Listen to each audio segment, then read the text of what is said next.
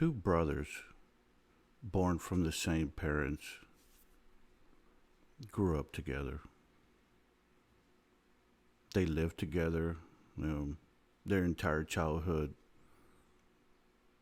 went to school together, to the same school in the same grade, same teachers and curriculum, same upbringing. They were treated the same.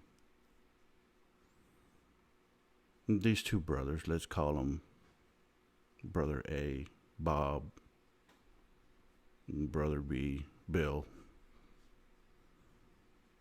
graduated high school and joined the military together. And these two brothers went to Vietnam, where they experienced some horrible experiences together.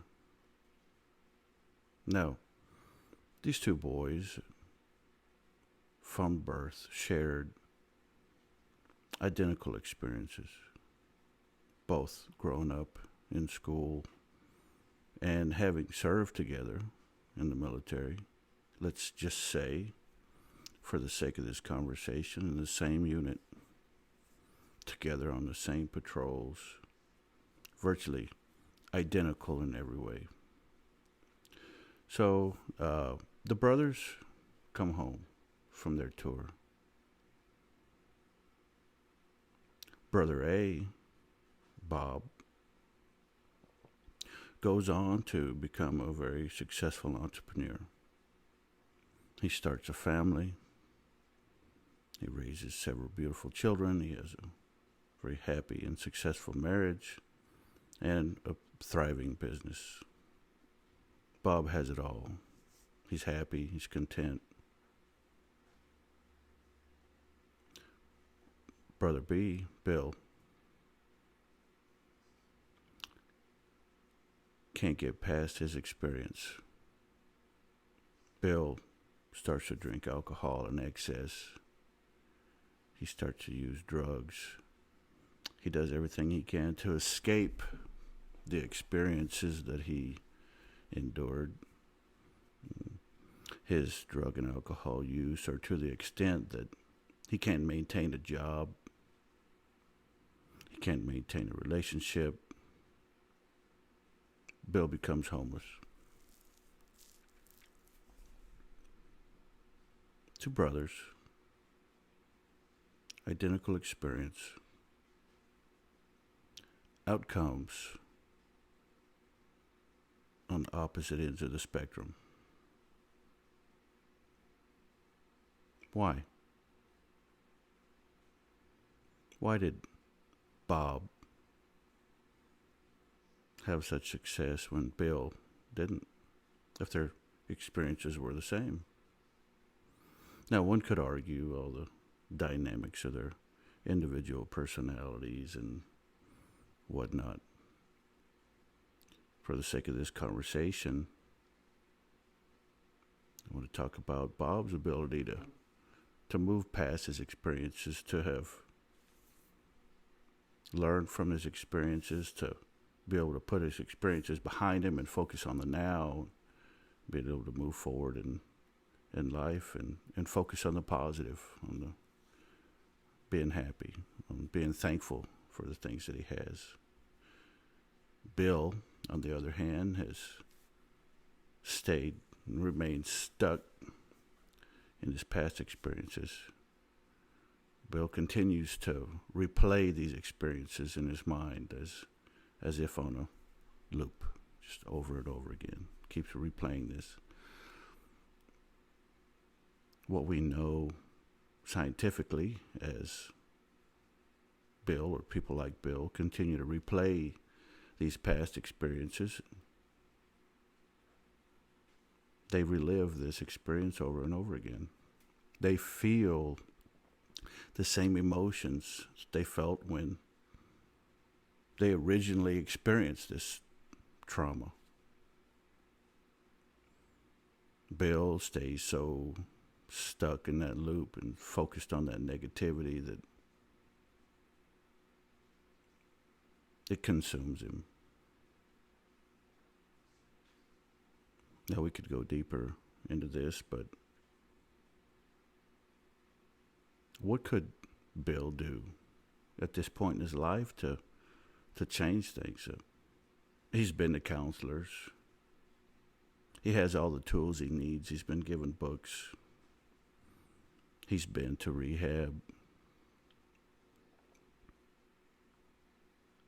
He had friends and family that love him try to reach out and give him advice, help him in every way they could. But Bill, he still replays this loop over and over in his head, and Bill refuses to accept any of the tools that have been given to him.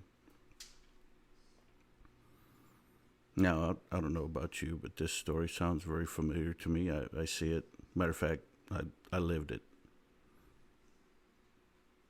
Most of my life I spent stuck in my past. I replayed this traumas over and over again.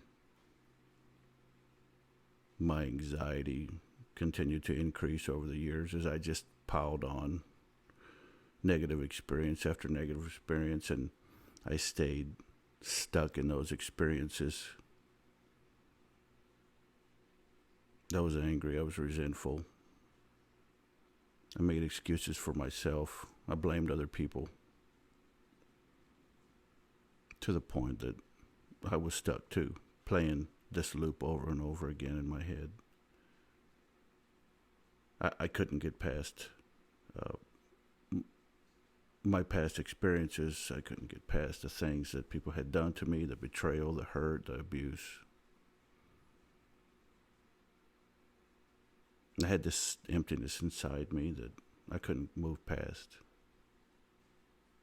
I couldn't find anything to fulfill that empty spot in my heart and my soul. And I darn sure didn't know what happiness was. And, like Bill, I had all the tools. I went to counseling and talked to people. I looked, I searched. To no avail.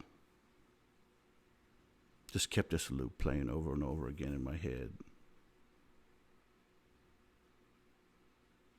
Blaming my past on who I was now, why I was the way I was. It was somebody else's fault, somebody else, some situation that caused it. See, the problem is what we know now scientifically is that each one of us has somewhere around 40 to 60,000 thoughts go through our head in a day. Our mind just plays this loop and is just scattered, just muddling through life with our brain in hyperdrive. All these thoughts feeding into our brain from our past experiences, from all the things that make us who we are, that I'll call the ego, the I am, the things we're taught from childhood, the limitations we're given, the things we're taught to believe, the failures that we suffered, the ideas that we had that we were too scared to act on. All the things that we've experienced in life that make us view any given situation through our lens. So what happens is, as we stay stuck in that mindset, playing that loop over and over again through that lens and that filter that we've created throughout our lifetime, is we just operate in automatic pilot. So what I want to talk about today is increasing your self-awareness. Because just like the tools that Bill had, the same tools I had that I didn't know how to use, couldn't use them because my self-awareness wasn't there. I have the opinion that you cannot engage in any type of self-development, self-improvement, or even a higher spiritual journey until you can first stop and increase your self-awareness. Now, what I mean by self-awareness is simply to come to a place where you're aware of your own thoughts,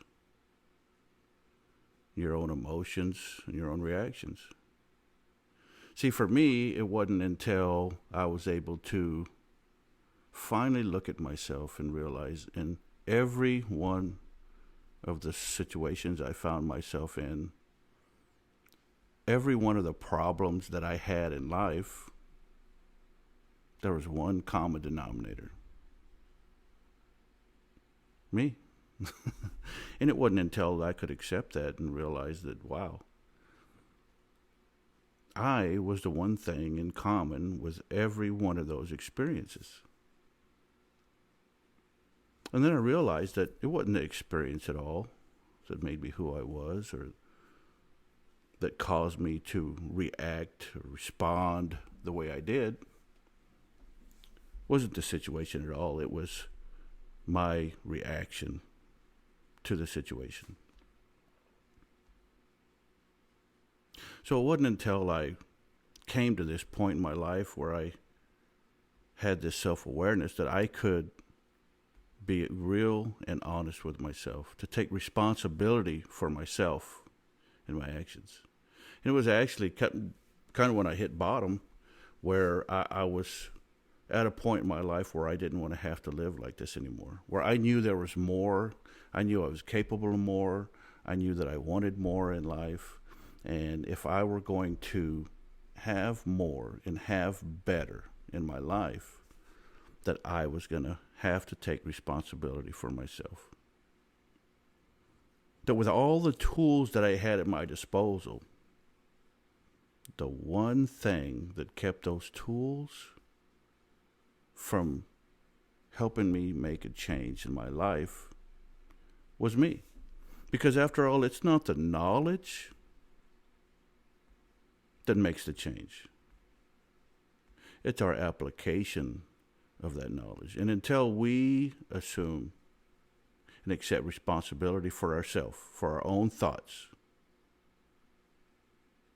then all the knowledge and help in the world won't do any good. So the first step in self-awareness is just simply taking an inventory of our thoughts. With 40 to 60,000 thoughts a day going through your head,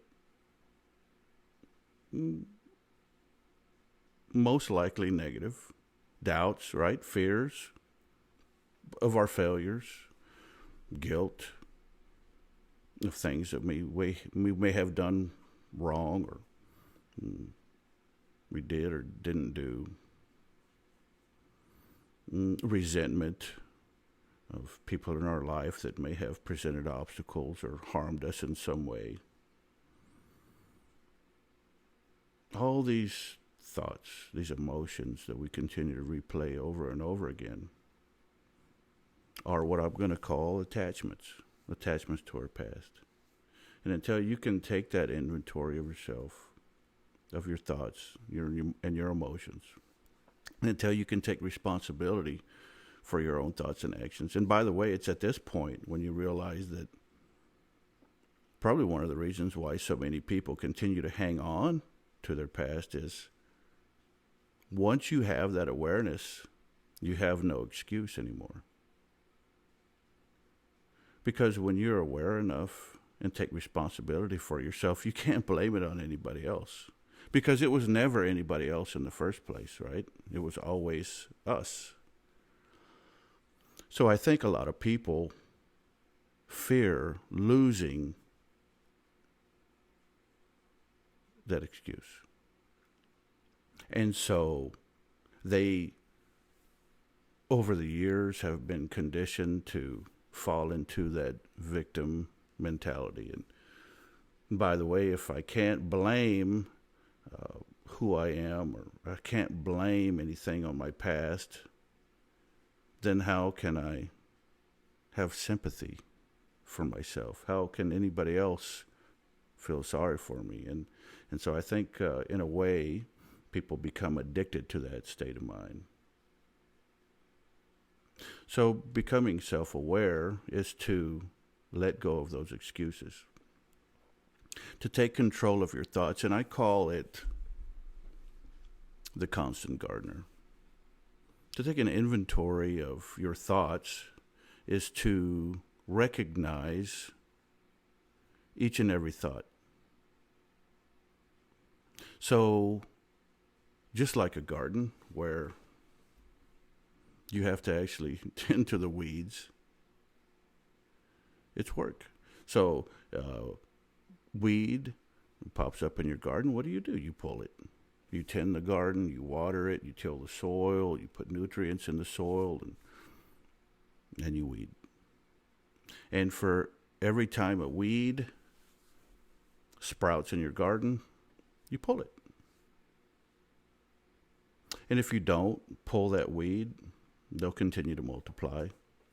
And if you get busy and those weeds continue to multiply, you'll come back, and before you know it, those weeds will take over your garden.